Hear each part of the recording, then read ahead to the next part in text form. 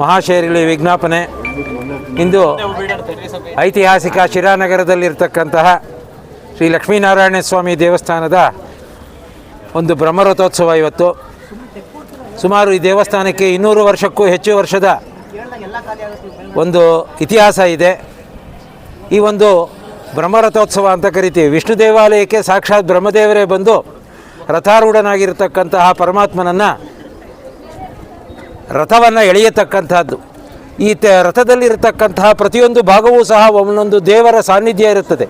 ಅದಕ್ಕೋಸ್ಕರ ಈ ರಥವನ್ನು ಹೊಸದಾಗಿ ತಂದಂಥ ಸಂದರ್ಭದಲ್ಲಿ ಆಯಾ ದೇವತೆಗಳನ್ನು ಅದರಲ್ಲಿ ಆವಾಹನೆ ಮಾಡಿರ್ತಾರೆ. ಬ್ರಹ್ಮರಥೋತ್ಸವದ ದಿವಸ ಆಯಾ ದೇವತೆಗಳು ಬಂದು ಆ ವ್ಯಕ್ತಿಗಳಲ್ಲಾಗಲಿ, ಆ ತೇರನ್ನು ಎಳೆಯತಕ್ಕಂತಹ ವ್ಯಕ್ತಿಗಳಲ್ಲಾಗಲಿ, ಚಕ್ರದಲ್ಲಾಗಲಿ, ಕಂಬದಲ್ಲಾಗಲಿ, ಶಿಖರದಲ್ಲಾಗಲಿ, ಗೋಪುರದಲ್ಲಾಗಲಿ ಒಬ್ಬೊಬ್ಬ ದೇವತೆಗಳ ಸನ್ನಿಧಾನ ಇರುತ್ತೆ.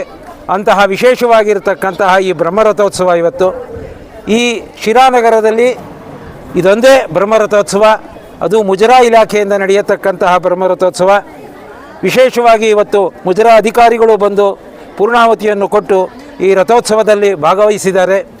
ಅವರಿಗೂ ಹಾಗೂ ಭಕ್ತಾದಿಗಳೆಲ್ಲರಿಗೂ ಸಹ ವಿಶೇಷವಾಗಿ ಲಕ್ಷ್ಮೀನಾರಾಯಣ ಸ್ವಾಮಿಯು ವಿಶೇಷ ಅನುಗ್ರಹವನ್ನು ಮಾಡಿ ಈ ಶಿರಾನಗರಕ್ಕೆ ಹಾಗೂ ಶಿರಾ ತಾಲೂಕಿನಾದ್ಯಂತ ದೇಶಾದ್ಯಂತ ಸುಭಿಕ್ಷವನ್ನು ಉಂಟು ಮಾಡಲಿ ಅಂತ ಈ ಸಂದರ್ಭದಲ್ಲಿ ಆ ಸ್ವಾಮಿಯನ್ನು ನಾವು ಪ್ರಾರ್ಥನೆ ಮಾಡ್ತೇವೆ.